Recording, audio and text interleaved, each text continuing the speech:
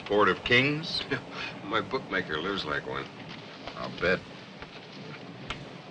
You admiring your polished prose?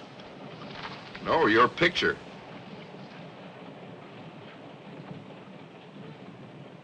Charlene Reston's much prettier. You know, this will be the 27th case of yours I've covered. Well, maybe you're my good luck charm. If I thought so, I'd consider jumping off the train. I make good copy, don't I? Sure, I've got a Pulitzer Prize to prove it. Quit trying to reform me. I don't give a hoot about you. Save your lecture about the majesty of the law, or I'll throw you off the train. You don't scare me, except when you're in a courtroom. Springfield in 5 minutes, sir. Oh, well, agree.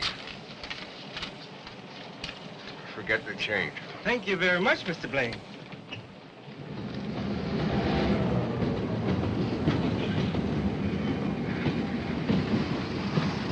Where is he? I can't see him. All right, all right. Take it easy now.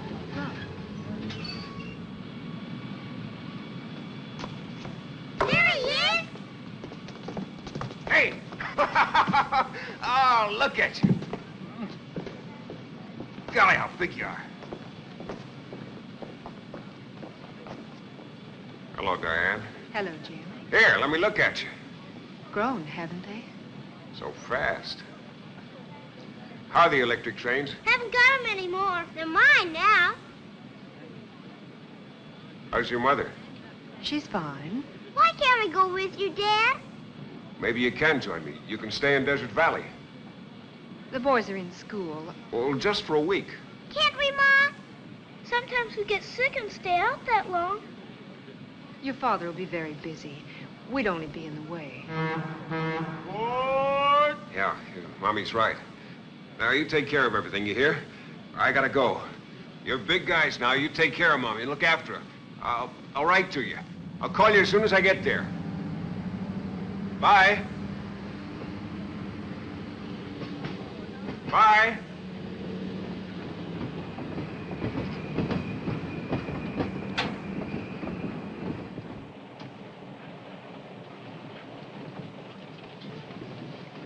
Nice family. It wasn't for publication. I'm just making mental notes on a book I'll probably never write. Didn't even bring anything for the kids. Forgot.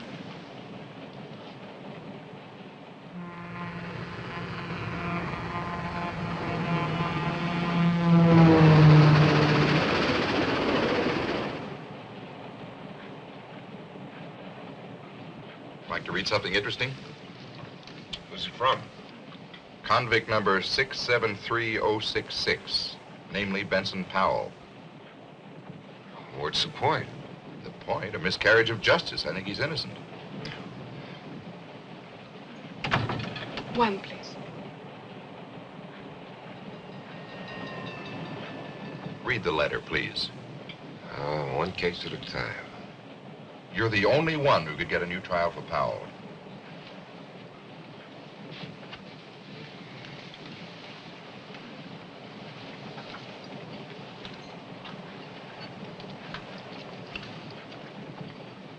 I can recommend a fillet of sole. I've decided on the steak. Rare? Yes. May I?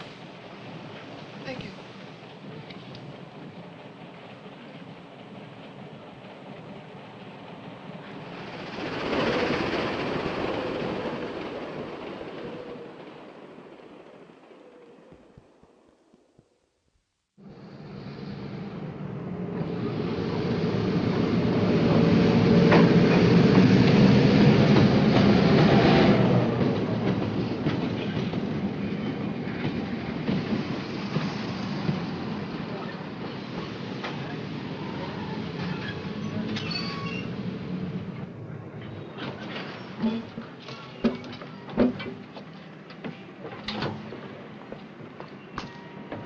Friendly natives. Don't throw pennies. Hello, I'm Paul Vernon. Well, hello. Ralph Adams, New York Bulletin. How do you do? Hello. Pleasant trip? Unusually. Nice welcoming committee. All prospective jurors. Well, at least the weather's warm. I'll see you later at the hotel. All right. The car's over this way. Oh, fine. Thank you very much. You want to follow us with those two?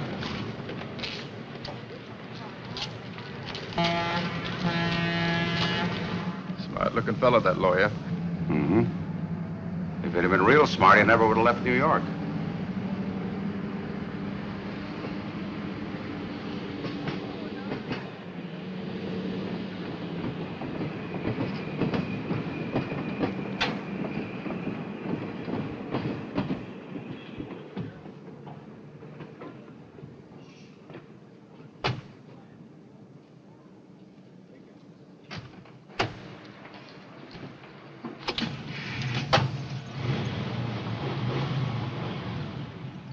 Want me to drive?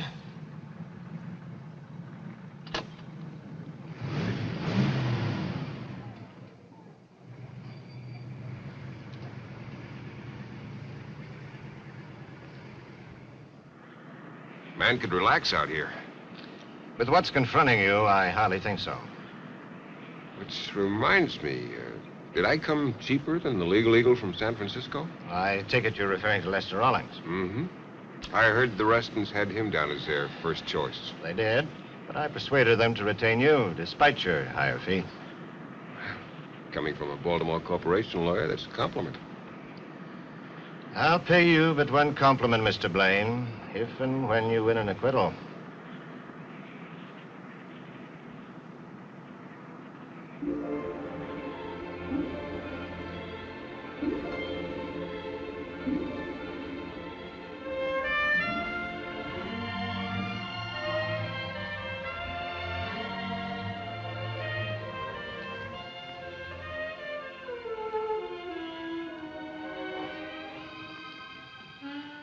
Mrs. Reston? Mr. Blane. How do you do?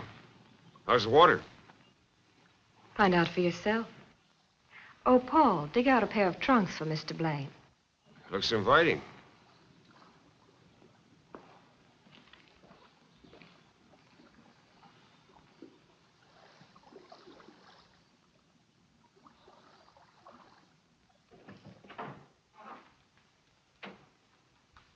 Mr. Blane? Mr. Reston, how are you? I thought you'd be an older man. I thought you'd be a much more worried man. When I spill a drink on the carpet, my butler cleans up after me. When you spill blood, your lawyer is expected to do the same. Exactly.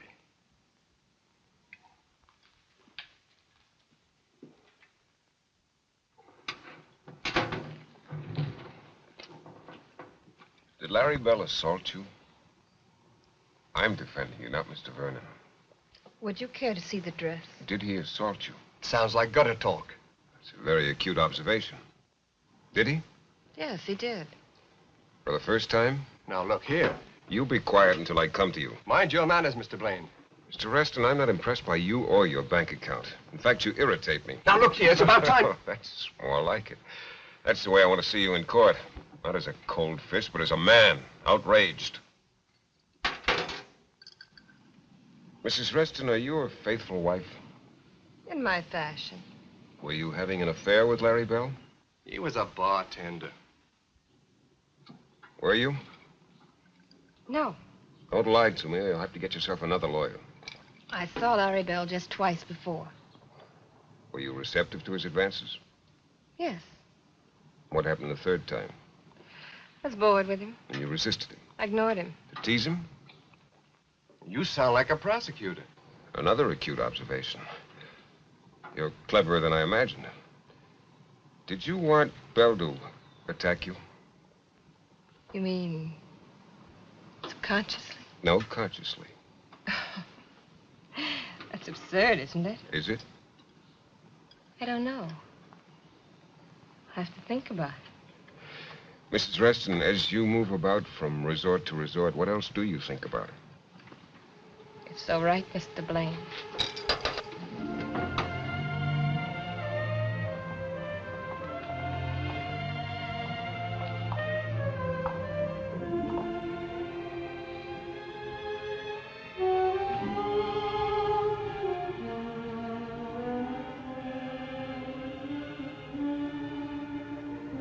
I'll be at the Bolton Hotel. We've arranged for you to stay here. Oh, Mr. Blane doesn't approve of us. No sense adding to the prejudice of the jurors. I don't want them to think I belong to Desert Valley. A good point.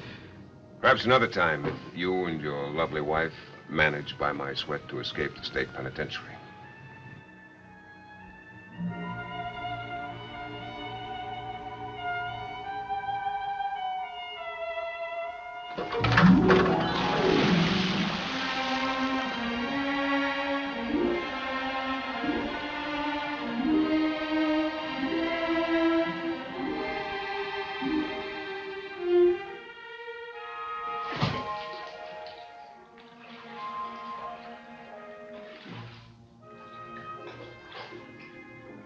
I'll be seeing you, Mr. Blane.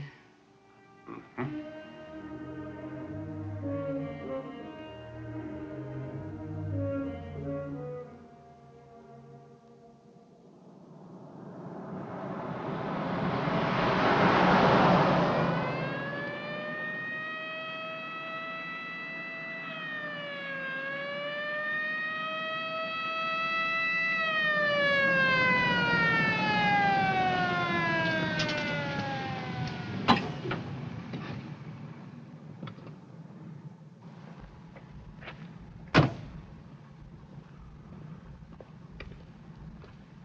Honestly, I was only doing 80. I'll take your word for it, Mr. Blane. I'm Nick Hope, sheriff of Bolton County. Hello. You want to follow me? Where to? Traffic court? I'd hate to see you in any of our courts.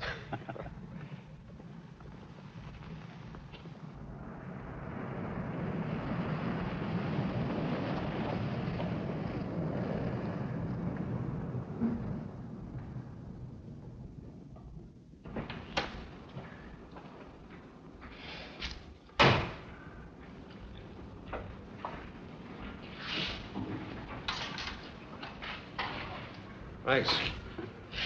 Where are we going? God's country.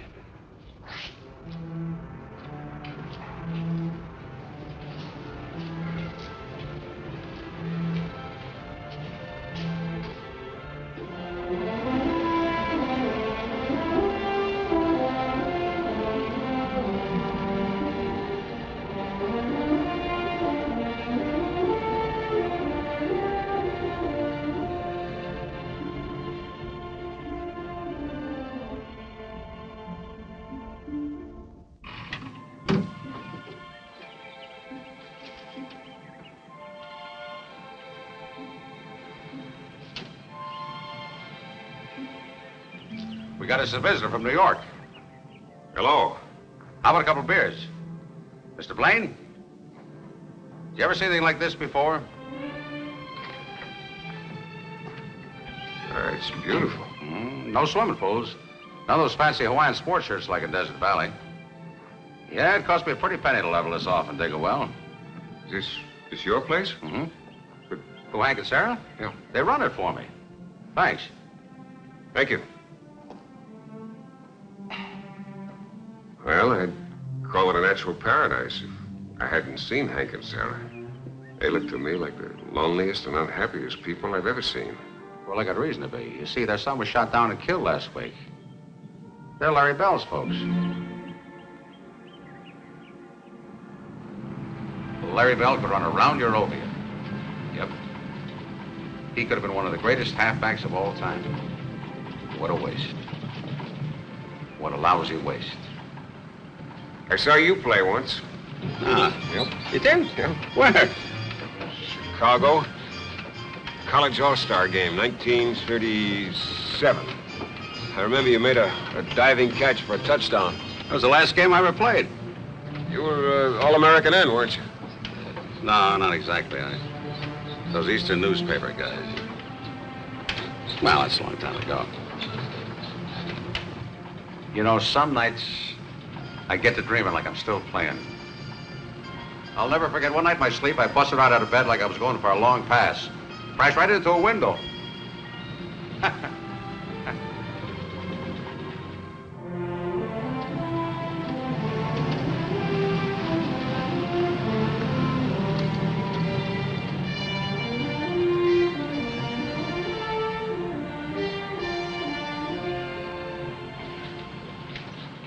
he raised out here? Staley? He raises any hand he figures to beat.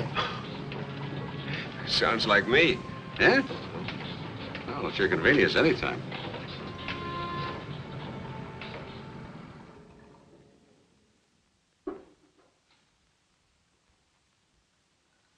It's swanky, all right.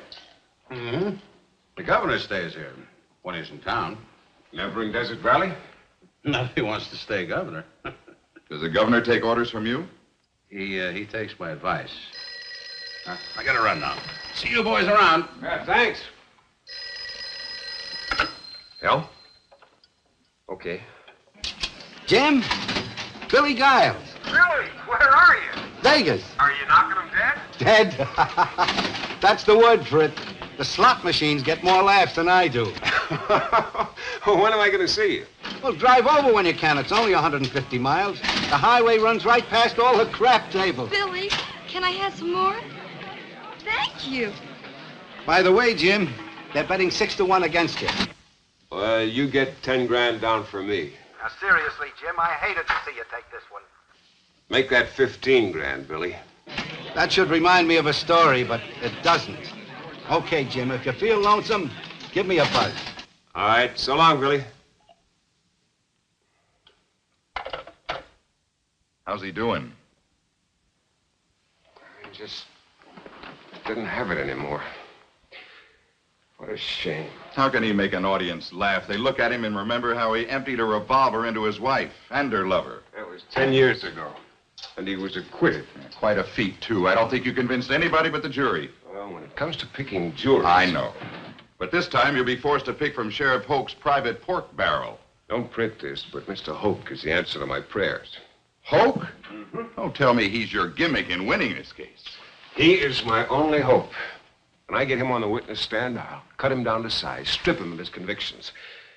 When I finish with him, they'll arrest him for indecent exposure.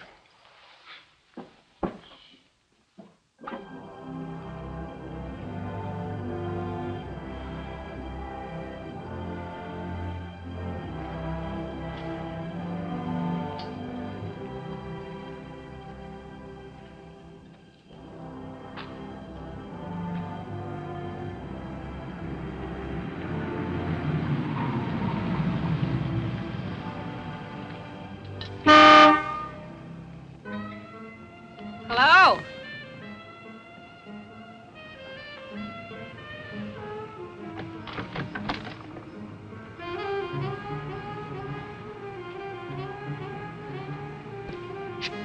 Hello. This makes the second time today I've been picked up. I called the hotel. What's on your mind? You. I hear you separated from your wife. How does that concern you? You interest me. That's the reason my wife left me. I interest other women. Can you forget for a while that I'm your client? Whatever you say won't be held against you.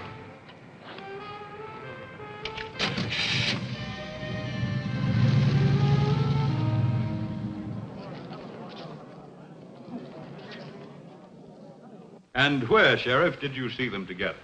At the Waterhole Tavern, where Larry was standing bar. Was Mr. Reston there also? If he was, I didn't see him. What did you see? Mrs. Reston, sitting at the bar alone, acting chummy with Larry. In your conversations with Larry Bell, did he ever mention Mrs. Reston by name? He always called her that rich babe from Baltimore. You recall his exact words concerning his relations with Mrs. Reston? Yes. He said, I'm making time with her. Thank you, Sheriff. I now turn you over to the New York lawyer. Your witness.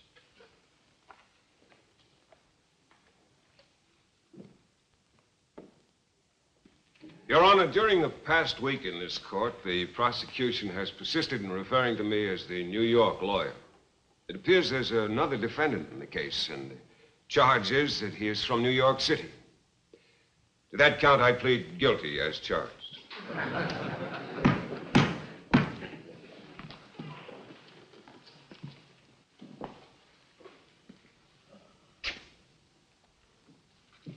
Now, Sheriff Hoke, based on your experiences, what does the expression making time mean?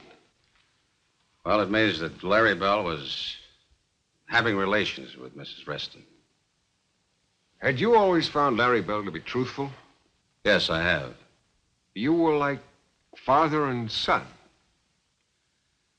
We were very close. Like father and son? Yes. Was Larry Bell always in the habit of discussing his personal affairs with you? Well, like I said, we were very close. Are you married, Sheriff?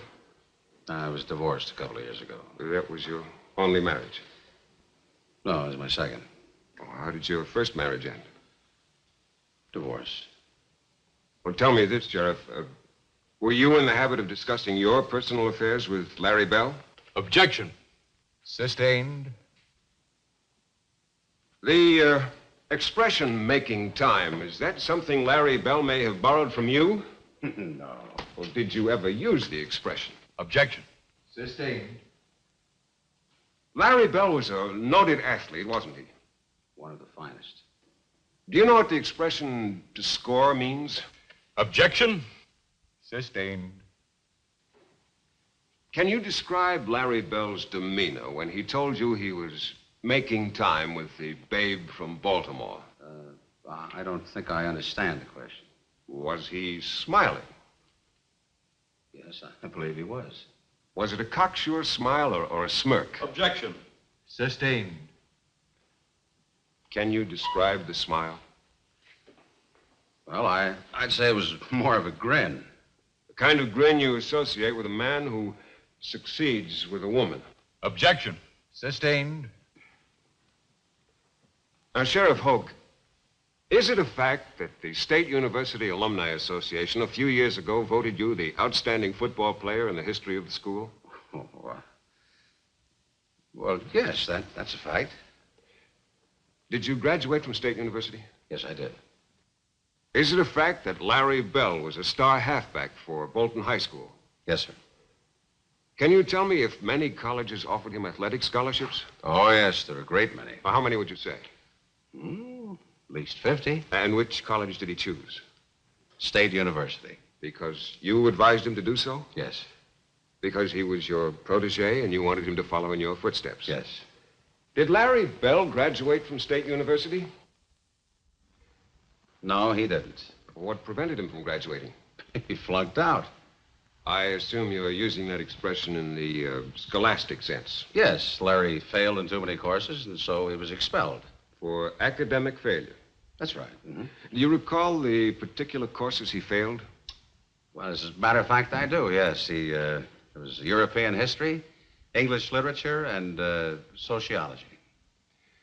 Isn't it a fact that Larry Bell was being tutored in those very courses by an instructor who was on the payroll of the State University Athletic Department? Yes, but that's common practice. Has State University de-emphasized football? No, we haven't. Then a victory on the gridiron is as important today as it was in your time, is it not? Probably so. Wasn't Larry Bell a sophomore sensation for State University? By that I mean, wasn't he, more than any other man on the team, responsible for a highly successful football season? Probably. Sheriff, did you make any attempt to keep the university authorities from expelling Larry Bell? Yes, I did. Did you make a special trip to the campus? I did. And yet you failed. Why? Well, like I told you, Larry failed in 3 subjects. He just couldn't knuckle down to studying. Do you recall an incident occurring at State University in the same month of that year? An incident? Well, perhaps I used the wrong word. I'm referring to a collegiate prank commonly known as a panty raid. Well, that was happening in lots of colleges, all over the country. But it did happen at State University. Yes, it did. On April 12, 1955? Well, I'd have to take your word for that. Did Larry Bell ever mention anything about it to you? No, he didn't. Knowing Larry Bell, do you think he participated in this so-called prank?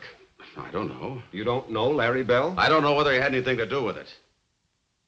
Is the term panty raid perfectly clear to you? Certainly. The boys raided some sororities and girl dormitories and made off with some feminine undergarments. Where were those garments? Oh, in dresser drawers or on the clotheslines, I guess. Are you on the mailing list of the State University Tiger, the student newspaper? I am. Do you recall an item in the issue of April 15th, 1955? In the gossip column, Campus Capers. I only read the sports pages. Then you must have missed the following item. The Ivy line has it from eyewitnesses that one not-so-sophomorish sophomore pilfered his trophy from a very petite and perturbed frosh co-ed. No, I never read that item.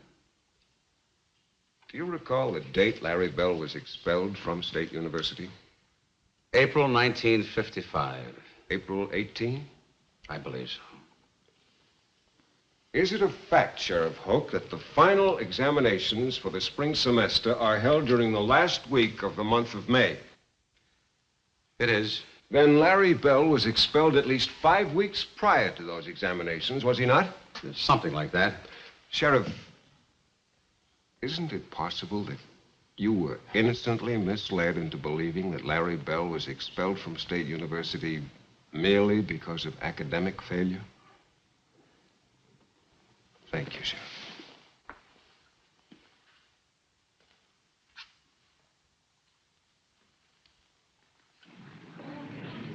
You did it again.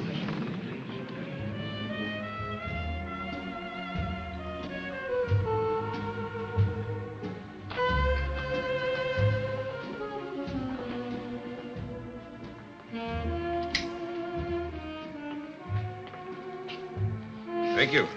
May I ask what the money is for? Just a small advance on my fee. You sounded most urgent over the telephone. Can't tell you any more. It might incriminate me. Good night.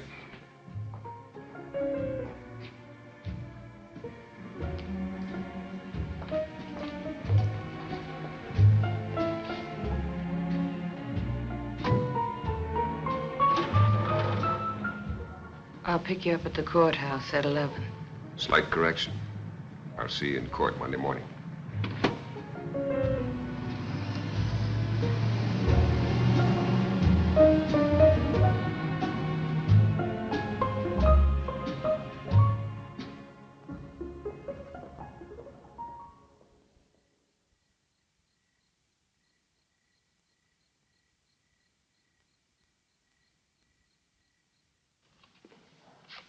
Off the top. True to the dealer. Opener bets 50. Beats me. No.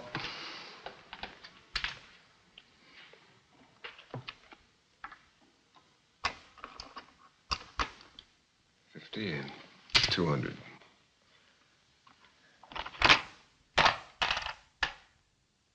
See the 250? Raise it 500. Too much for me. You do too. I'll call. 3 deuces full. Straight's no good. Too bad. Nice hand.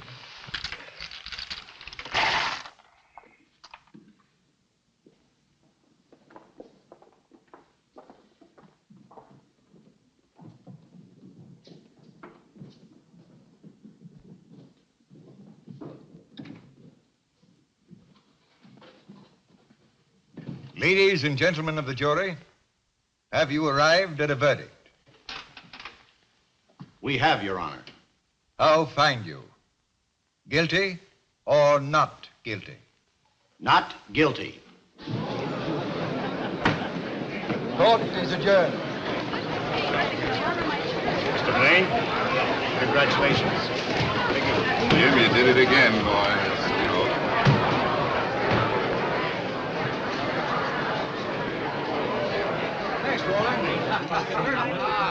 Hello, darling. Hi, baby. How are you? Look who's here. If I offered the prosecutor a drink, would he object? What are you gentlemen drinking? We can't stay long. Thanks anyway. Oh, I can't say I know how you feel. Hard as I try, I just can't seem to lose a case. What's this? Subpoena. Subpoena? Grand jury? Is this on the level? It is. What's the charge? Bribing a member of the jury, namely Mrs. Carol Morrow. You think you can beat this charge? How about a Blane had out their minds? Ralph, you don't...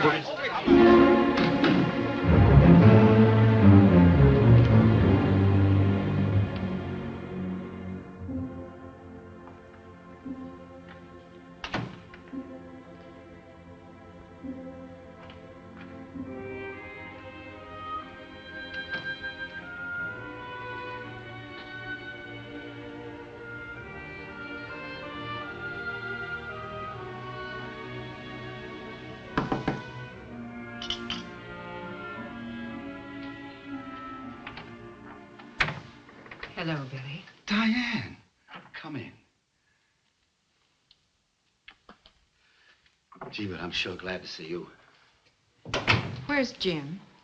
I don't know. I was in the bedroom calling down for some breakfast, then I came in here and Jim's gone. How about some coffee? Thank you. I came in from Vegas last night as soon as I heard about the grand jury indicting Jim. What's the story, Billy? Simple hair-raising. Jim was taken for $5 grand in a poker game out in some desert shack. Then a dame turned up with the money. A dame on the jury, Carol Morrow. And she's saying that Jim gave her the money as a bribe. How are the boys? Is Timmy taller than me yet? They didn't feel so big yesterday.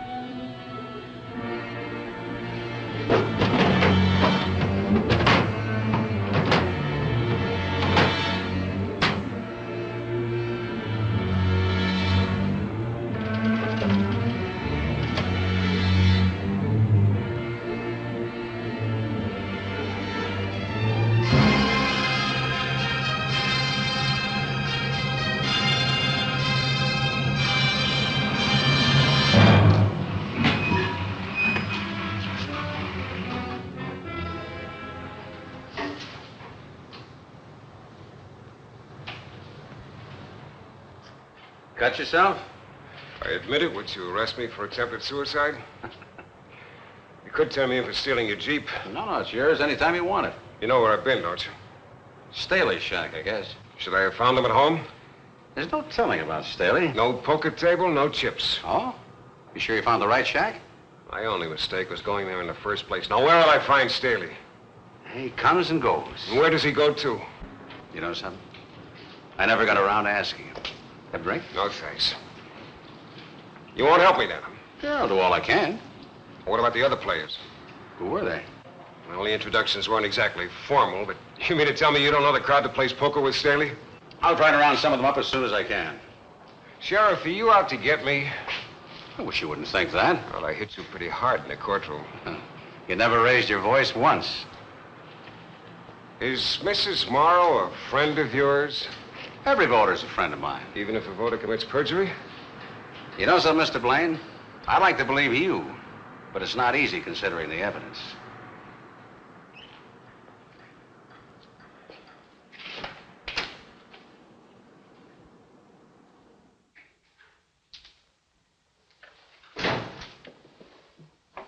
Say, where have you been? Out in the desert looking for mirages. 2-car mirages?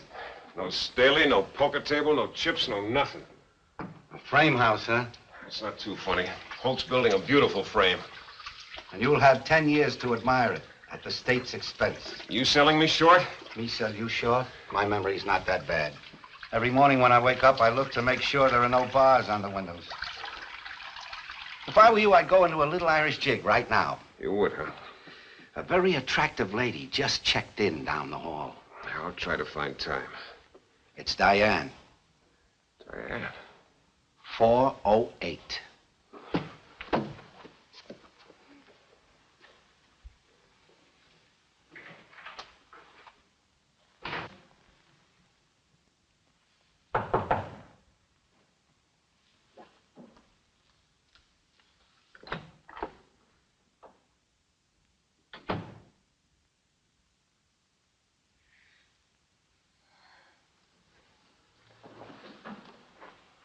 Why didn't you let me know? I was waiting for your call. I wasn't thinking. I haven't been thinking straight since they subpoenaed me. How are the kids? Upset. Why didn't you bring them? It's not exactly a holiday. I didn't bribe Mrs. Morrow. How did she get the money? Not from me. I lost the $5,000 in a poker game to some card sharps. And the man who got me into the game collected the money and turned it over to Mrs. Morrow. Who is this man? Nick Hoke, sheriff of Bolton County, friend of the late Larry Bell, foe of the Restons, and victim of a cross-examination by the incomparable James Blane. Darling, I've hurt you, but I've never lied to you. I believe you, Jim, and I want to help.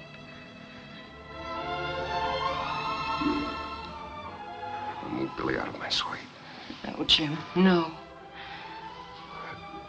I've never stopped loving you, needing you and the boys. That's why I'm here, for their sake, not mine or yours. Objection sustained. Thanks for being here.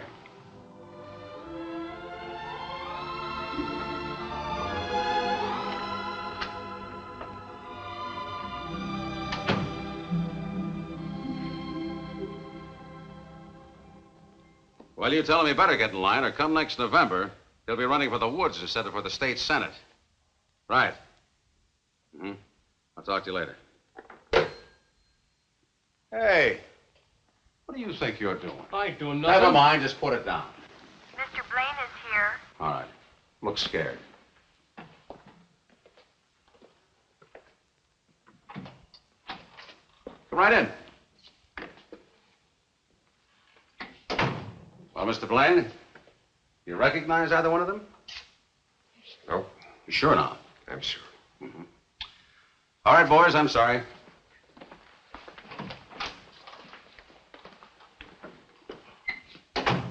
Welcome to Bolton, Mrs. Blane. Thank you. You too, Mr. Giles. Nice town you got here. The last time I came through, it was so quiet you could hear the pinball machines. That's pretty funny.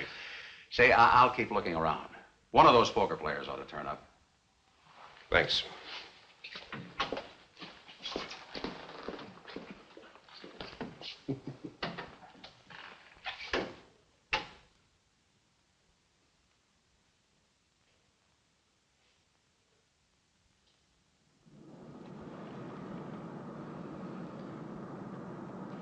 Lester Rawlings is vacationing in Desert Valley, staying at the Sun Club. Why the social note? Merely remembering a maxim about your profession. A lawyer who defends himself has a fool for a client. That should be good for a laugh somewhere. Forget it. I'm the exception to the rule. Let's face it, Jim. You too can be a fool. I'm defending myself. Correction. You're also defending Timmy and Johnny.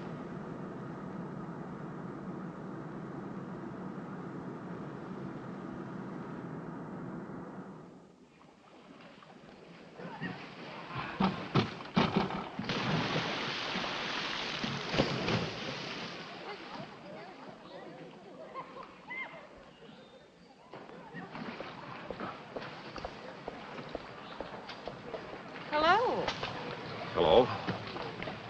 Mr. and Mrs. Reston, my wife, Diane, and Billy Giles. How do you do? How do you do? Hi. Join us for a drink? Well, thank you, no. We were just going inside. When did you arrive? This morning. Oh. You have a very remarkable husband. Yes, very remarkable. Well, what's your complaint? I just don't like the mess you made. The mess I made? I didn't ask you to bribe Mrs. Morrow. That was your own stupid idea. If I ever hear you say that again, so help me, I'll kill you. You mean you didn't give her the money? No, Mrs. Reston, I didn't. My only mistake was in defending you and your idiot husband. In parting, may I say you deserve each other?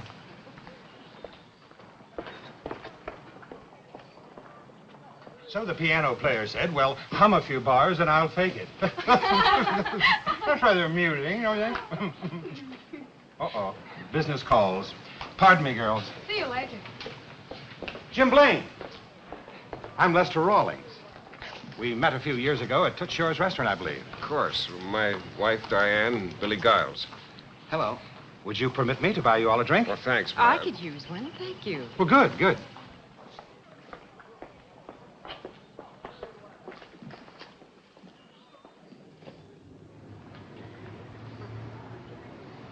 Every time I get a chance to escape from the city, I come down here. It's a great place to relax. You hear that, Jim?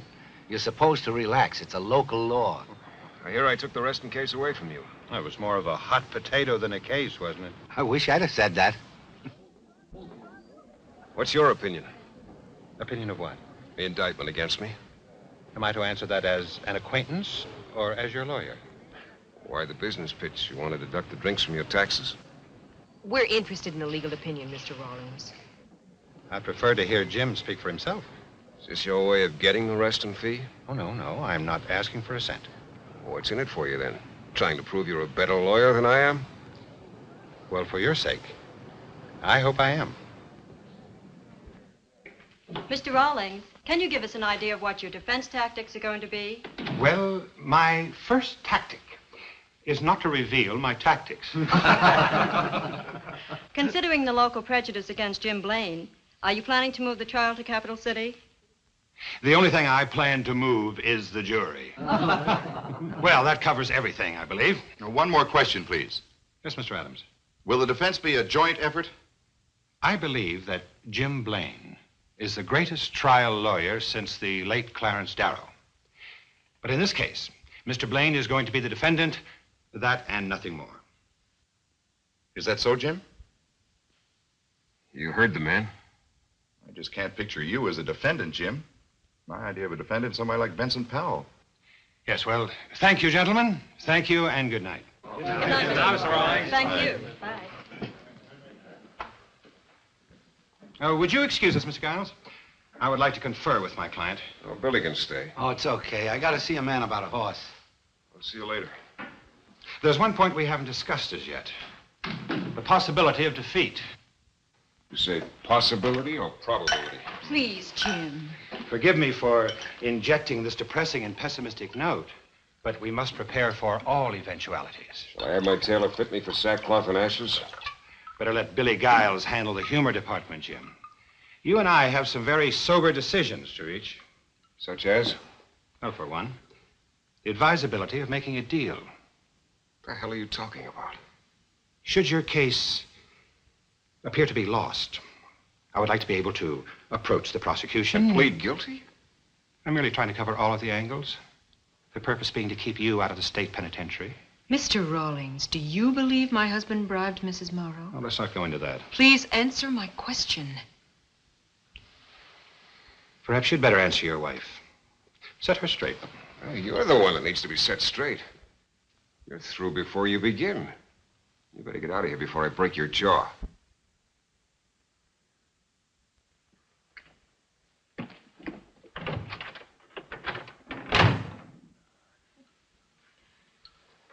You want a drink? No, thank you. I'm going to bed. Look, was I out of line? No. You referred to me as your husband. Did I? Please stay. I need you. You're still legally man and wife. Did that stop you with Charlene Reston?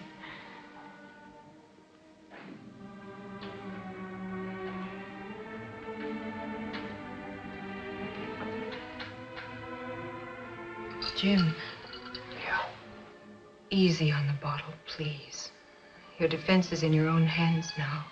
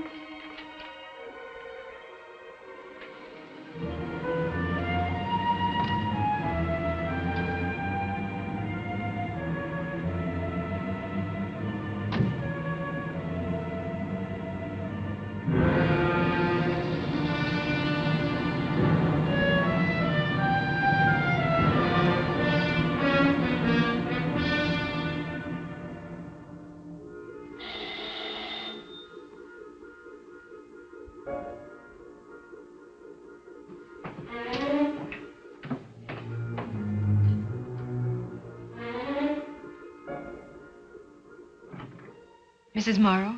Yes, what is it? I'd like to speak to you. I'm Mrs. Blane. May I come in? Go away. Go away. Please, please, I must talk Leave me to you. alone. Leave me alone.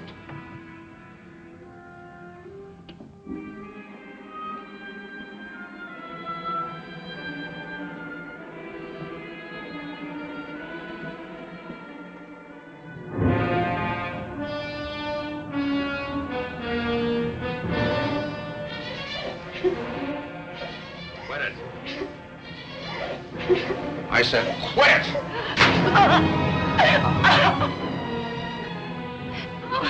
Oh, please, Nick, don't make me go through with it. There's no other way. I'm frightened. I'm frightened. I keep telling you. It's all worked out. What'll happen to me when he gets me on the stand? Oh, please, Nick. That's why we're in this, because what Blane did to me in the stand. Get this through your head. It's not that New York lawyer you have to be afraid of. It's me.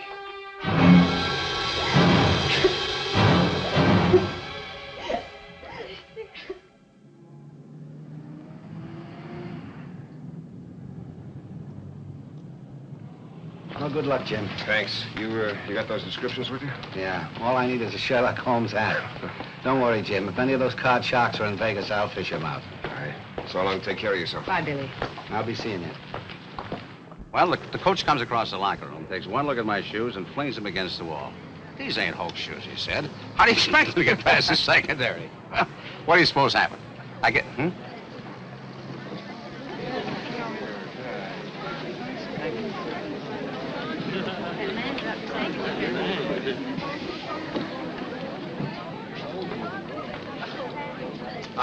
All right. Break it up. Come on, move. Pronto. Sorry.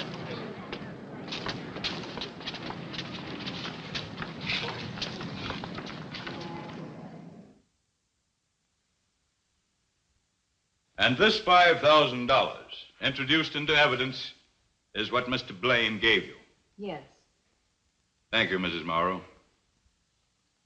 You may cross-examine.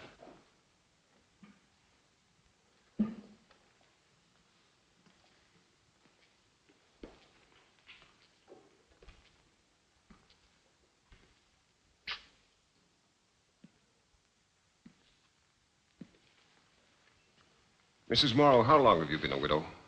6 years. Now, you said that on the night in question, I forced you to stop your car on a dark highway. You said that I got into your car and gave you $5,000 to make certain you would vote to acquit my clients. Is that your testimony? Yes, it is. Now, inasmuch as I seem to be a victim of amnesia, would it be possible for you to tell me in detail what was said and by whom, as well as you can recall? I'll try. Thank you. Now, who spoke first? You did. You said, good evening, Mrs. Morrow. I hope I didn't alarm you. And then what was said? Well, I said nothing. You got in the car, sat down, and offered me a cigarette. Do you recall the brand? No, I don't. Well, then who spoke? Well, you did. You said, you're a widow, aren't you? And I said, yes, I am. And then you said, your husband was a war hero, I understand. And what did you say? I didn't say anything. I choked up. And what did I say? You said nothing. You took out an envelope and handed it to me. Then you said, put this in your purse. And did you put it in your purse? No, I didn't. I said, what is it? And how did I answer you? Some insurance I'm buying, that's what you said. And what did you say to that sales pitch? I don't know. I said something silly like, I don't sell insurance.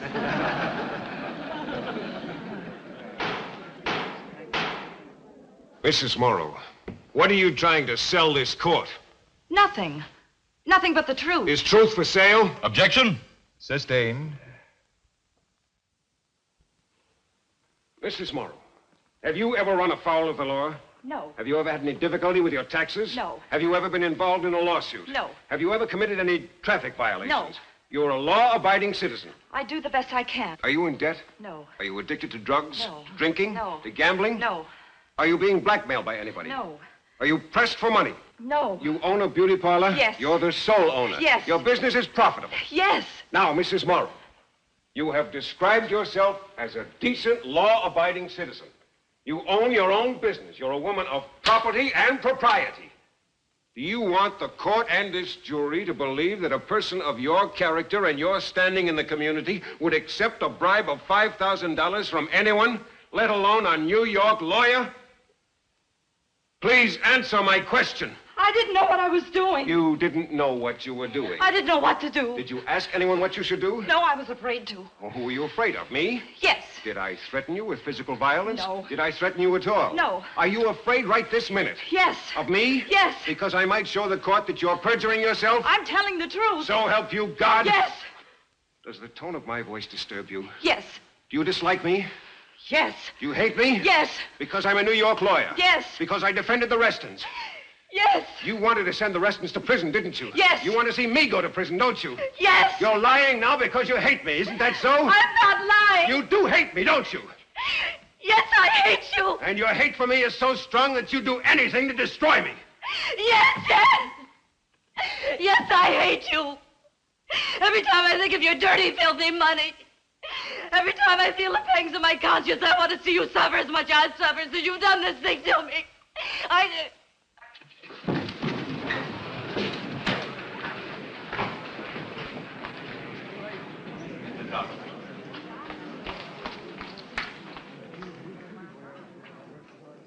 Fool. Poor fool.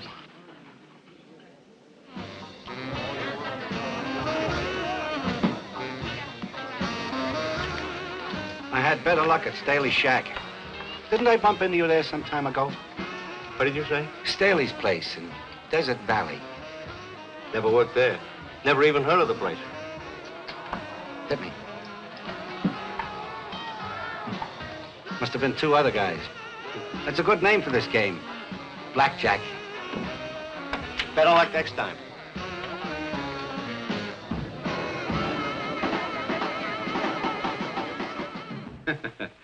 You were so great, you had me believing you. Nick, I'm worried. Come over to the house, please. Don't wait up for me. Nick, please. My other phone's ringing. We can't afford to take any chances now. Good night, baby. Hello? Nick, Cal Morris. Where are you calling from? Vegas. Listen, Billy Giles just spotted me. I told you to lay low. But, Nick, I had to work. I was short. You lame brain. What did you tell him? I played dumb. Honest, I did, Nick. But he's on his way to Bolton with a picture of me. A picture? Did you autograph it for him? Giles got it from the manager. Listen, it's a picture of the casino, and I'm in it. But good. Get out of Vegas, Cal. Get lost somewhere, and don't let me find you.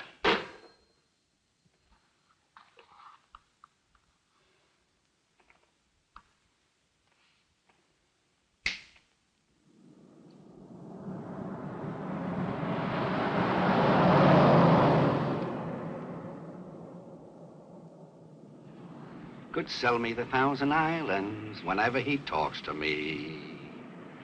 That man could sell me Niagara Falls, could sell me the National Forest. Remarkable, isn't he?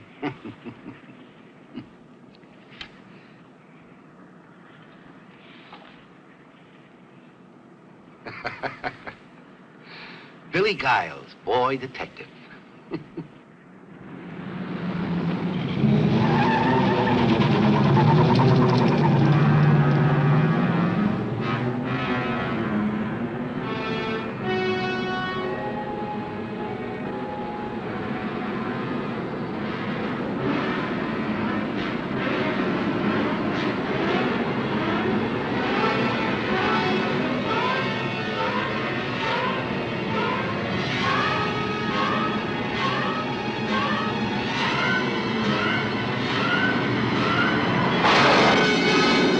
Crazy?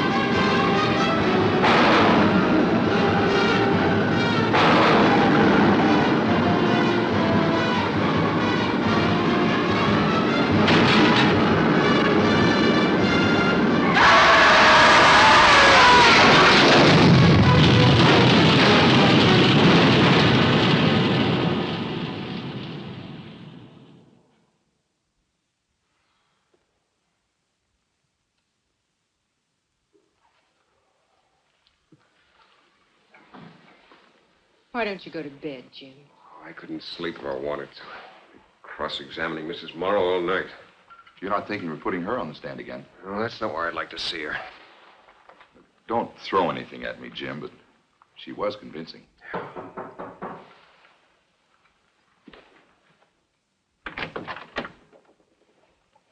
May I come in? Sure. What glad tidings do you bring? It's bad news. What happened? Mrs. Morrow confessed she was lying on the stand? It's about Billy Giles. He's dead. Dead? Oh, no. How'd it happen? Highway accident, about 10 miles out of Desert Valley.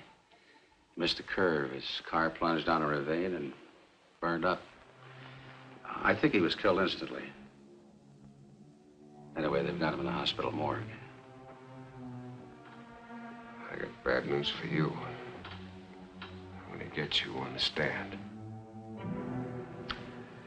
I expected as much.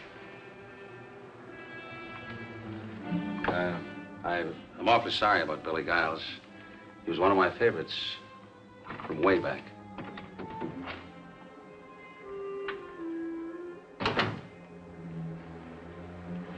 Would you like to go to the hospital with me, Jim? Oh, thanks, sir. We'll go over later.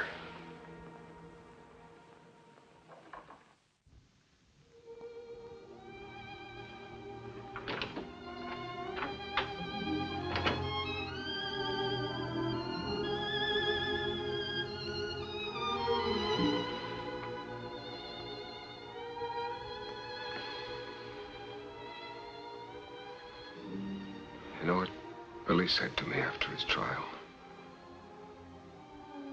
I guess I never told you this. He said, "Where do I go now, Jim?" I said, "Anywhere you please. You're a free man." He said, "Am I? Doesn't God know what you and I know?" I tried to tell him how important laughter was and how much of it he had to give. I said, "How do I open my act now?" Funny thing happened to me on the way to the electric chair.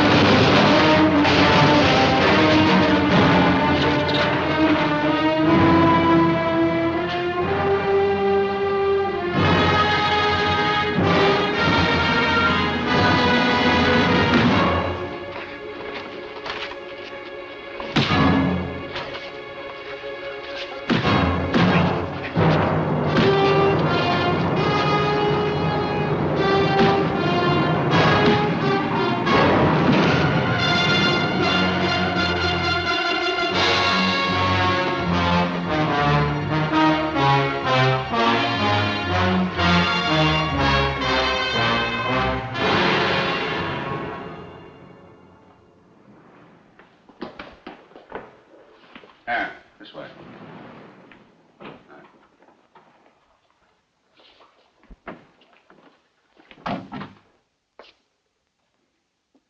Well, how you feeling today? All right. Good. Recognize them? No. Come here. Stick out your hands. They look like they've been in a brawl. Not with me, they haven't. You sure now? I'm sure.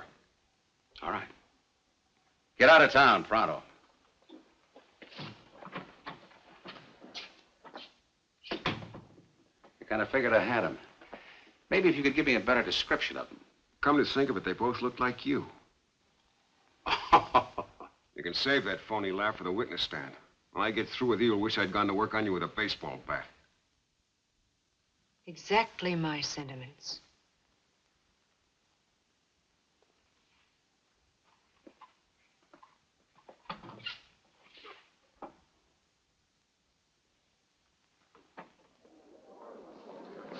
Pardon me, please. Excuse me.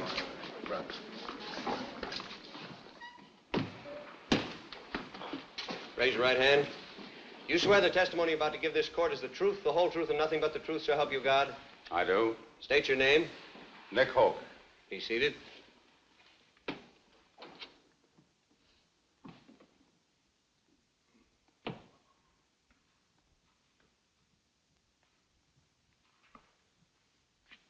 Sheriff Hoke, do you recall the verdict in the Reston case? How could I forget that? Did you agree with the verdict? No. Was the verdict a disappointment to you? Yes. A bitter disappointment? Yes. One of the most bitter disappointments in your life? Yes. You resented the Restons, didn't you? Yes, I did. Because they were rich, society people from Desert Valley? Because they murdered Larry Bell. You believe this with all your heart? I do. You believe that in their case, justice was thwarted? Yes, I do. Do you realize that you lost the case for the state? No, I don't. Other people realize it, don't they? I wouldn't know about that. Well, didn't Mr. Mitchell, the prosecutor, tell newspaper men that it was my cross-examination of you that defeated him? I don't know what he told them. It was in all the newspapers. Don't you read the papers? I don't believe everything I read. What do you believe? That you're a sharp lawyer.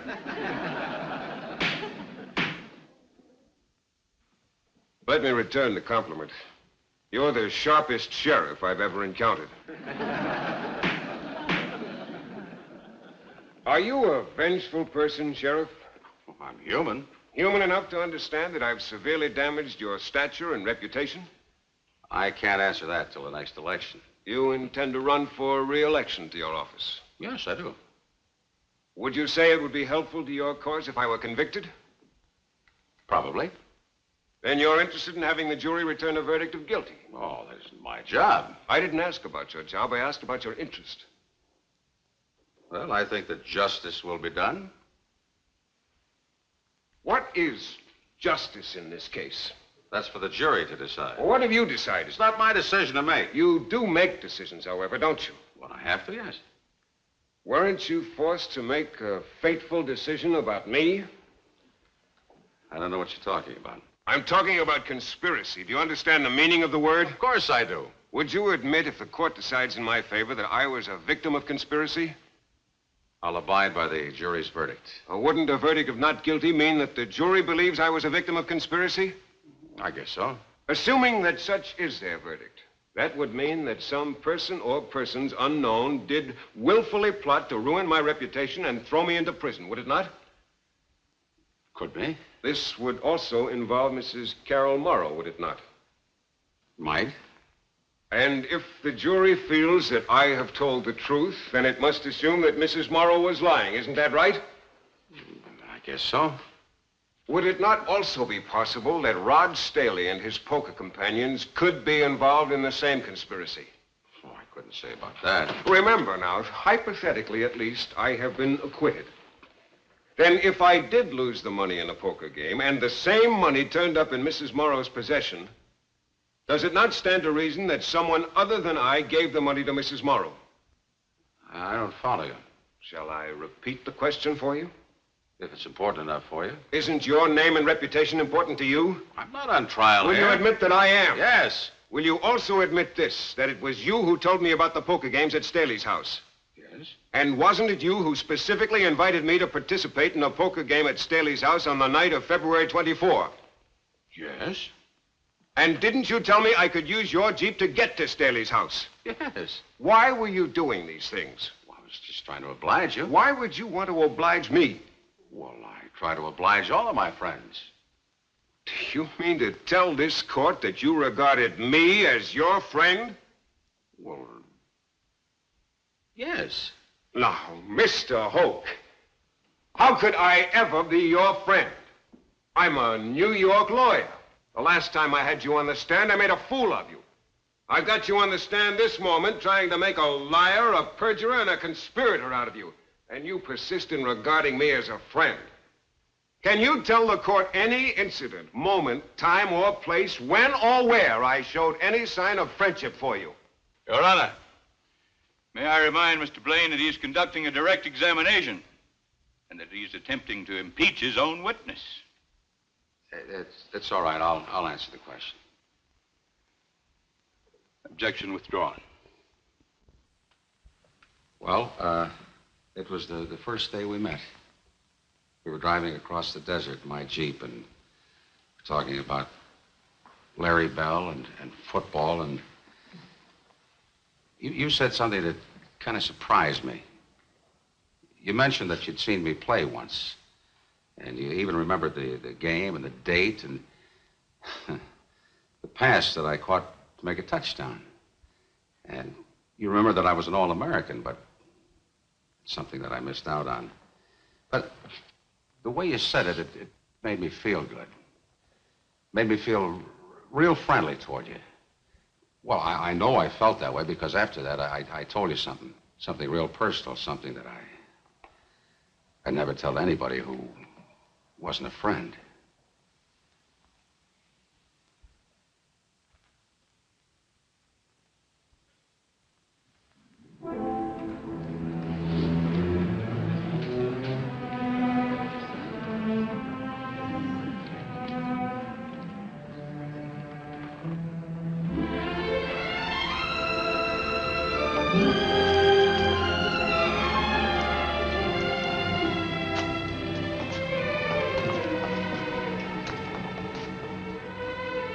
Jim, can't you get a postponement of the trial? Why, it's about over. Wouldn't it be a good idea to bring in another lawyer for the summation? Mighty Blane has struck out, hasn't he? It's time for decisions, not self-pity. There'll be a new defense attorney in court tomorrow. Who will he be? The man you deserved and never got.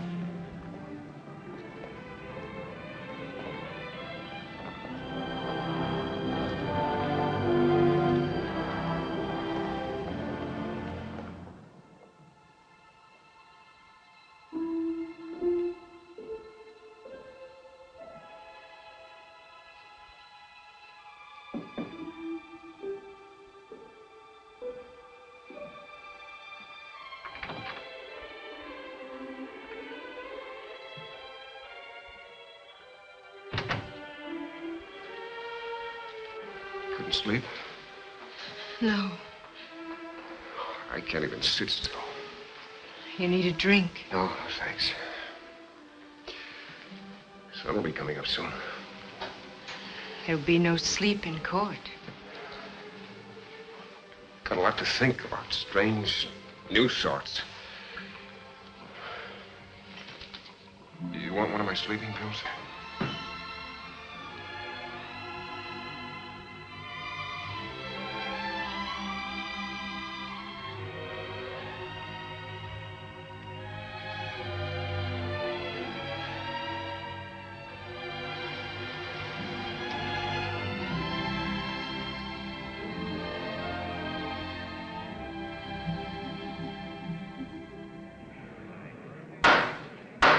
Everybody rise.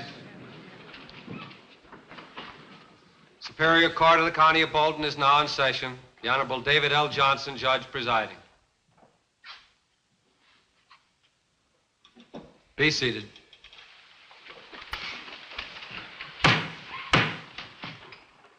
Counsel for the defense may begin his closing argument.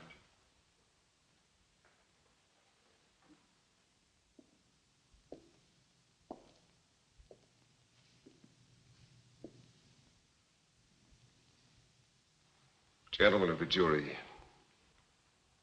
you have heard the prosecution refer to me as the criminal lawyer. My only complaint is he seemed to stress the word criminal rather than the word lawyer. Let me tell you how I became a criminal lawyer. First of all, my ambition was to be a corporation lawyer. To have an office in Wall Street, a home in an exclusive suburb, and all the wealth and prestige that I could win. After passing my bar examinations, I knocked on the door of every reputable law firm in New York. But no luck. Why? Because I was a night school lawyer. I stood no chance against the men from the Ivy League law schools. To eat, I became a process server. I drove a taxi. I delivered Christmas mail. Until one day, someone remembered I was a lawyer. That someone was a ward leader. It seems a boy was being tried for burglary, a hopeless case. And I was paid $25 to go through the motions. Well, the boy was acquitted. And after a few more cases like that, the underworld discovered me. And soon I was the mouthpiece for racketeers, murderers, dope peddlers, and panderers. My fame increased. My cases were used.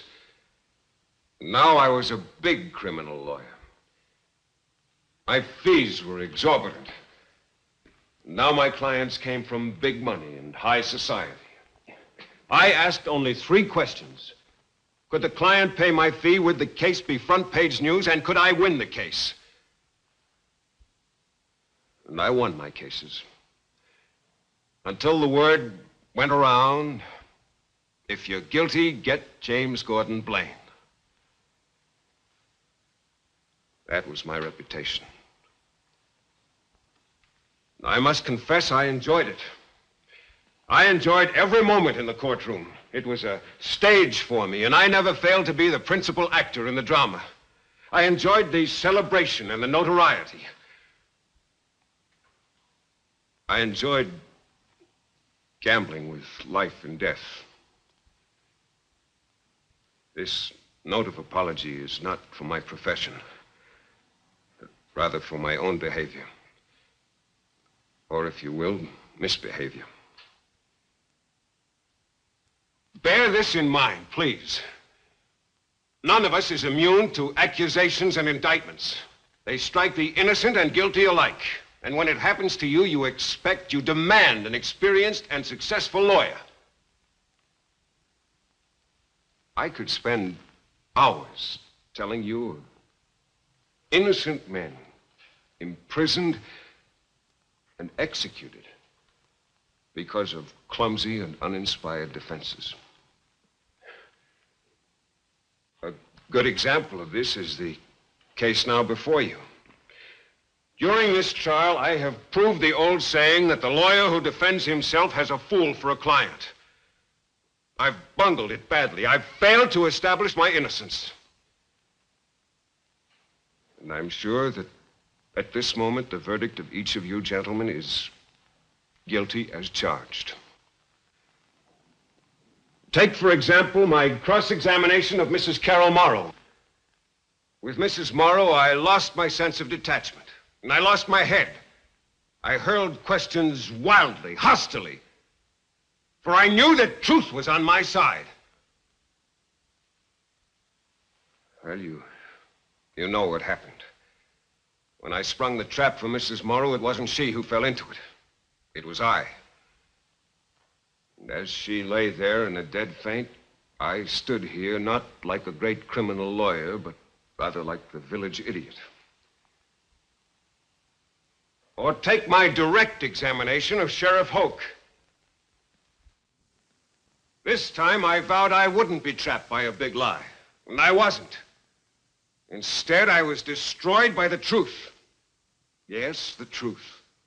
A truth crowded out of a mind possessed with just one thought. That I was being framed by Nick Hoke. And yet, these errors seem minor and unimportant when I think of the one glaring and shameful error of my entire career. My blindness to the sanctity of the court. Collier's magazine, in referring to the Reston trial, called it the case of the tattered dress. I think this case now before you might be called the second case of the tattered dress. The tattered dress of justice. I readily confessed to my part in that assault. But I contend that justice has been attacked on a far greater scale. By mob passion, by provincialism, by prejudice, and by conspiracy. In our courts, we aspire to justice. Because we are men and not gods, we don't always achieve it. But remember this, there is no other system for the governing of men. No other except violence. Beyond the walls of this court lies the city. And within the city, as in all cities, there are alleys. In the jungle dark of one of those alleys a few nights ago, I was attacked. Think of the alley, please, and think hard. Think of what happened there in the darkness. It was a trial. I, the accused, was confronted by two men masked in darkness, cloaked in the stolen majesty of this court, and smeared with the blood of outraged justice. These nameless men arrested me. They accused me, they indicted me, they judged me, they sentenced me, and they were executing me. An execution halted only by the sound of running feet. The sound of men from the 20th century running from the quiet lamplit street just outside that alley of darkness. Because of them, I escaped with my life. But keep this in mind. I was not alone. In every act of violence, justice is also a victim.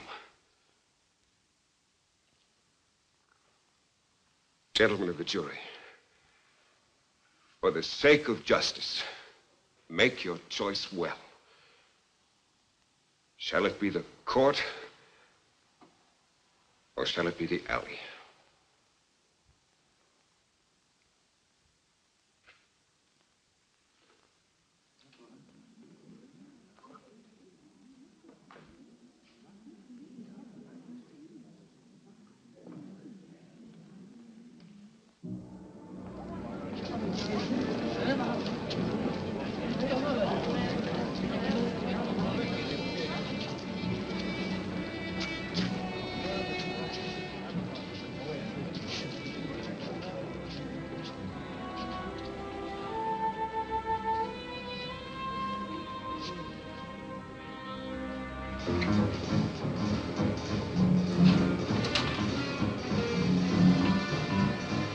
Nick.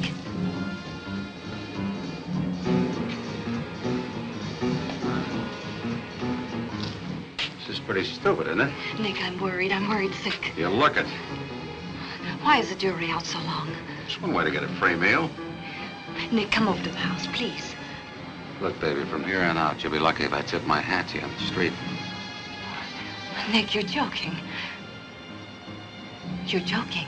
Some joke. Like I caught a long pass. Nobody between me and the goal line, and I tripped and fell on my face. Nick, we'll go away someplace. Any place you say. The only one that leaves this town is that New York lawyer. Either in handcuffs or in a pine box. Nick.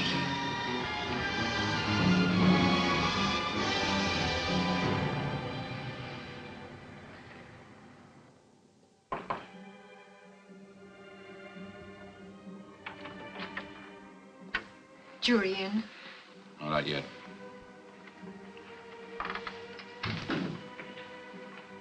Hi.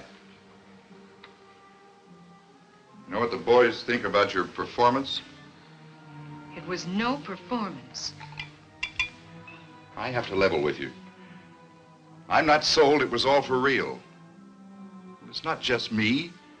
You haven't sold the other newspaper men or the public. You're even saying that the way you tripped yourself up with Mrs. Morrow and Hoke, well, it was all part of the act. Act?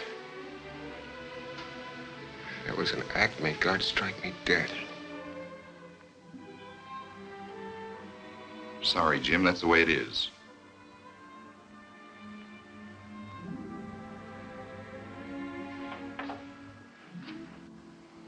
Jim, I know what you're thinking, and I don't like it. Darling, if we have to, we'll live this down. Last night I thought I was home again. Now I know I can't go home. Not just yet.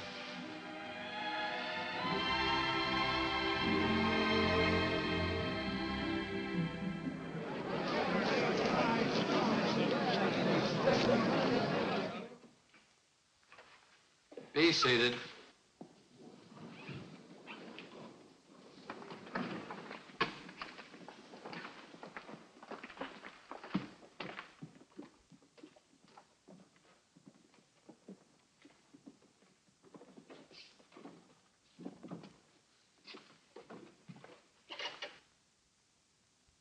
Gentlemen of the jury, have you arrived at a verdict? We have, Your Honor. How find you? Guilty or not guilty? Not guilty.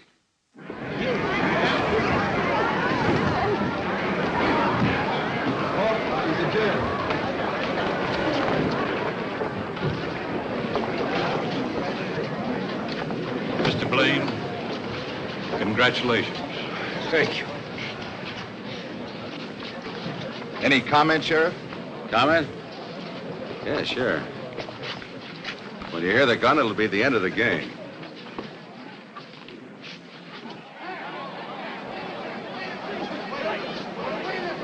There she is. Move over. How do you feel about this thing, Mrs. Morrow? Oh, come on, give us a break. Leave me alone!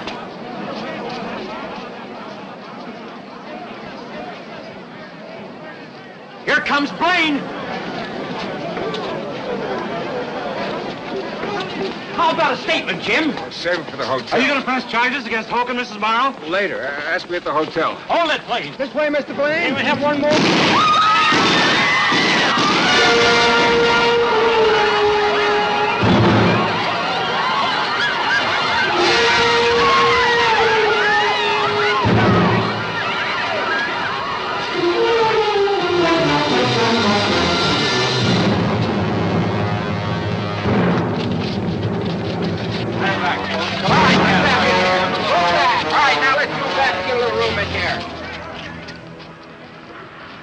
Jim, how do I begin to apologize? I think our apologies cancel out each other. Thanks. Well, I'd better file my story. Ralph, you can also wire Benson Powell. Tell him we'll talk to him. Who's Benson Powell? A man in prison, in need of a lawyer. Let's go home.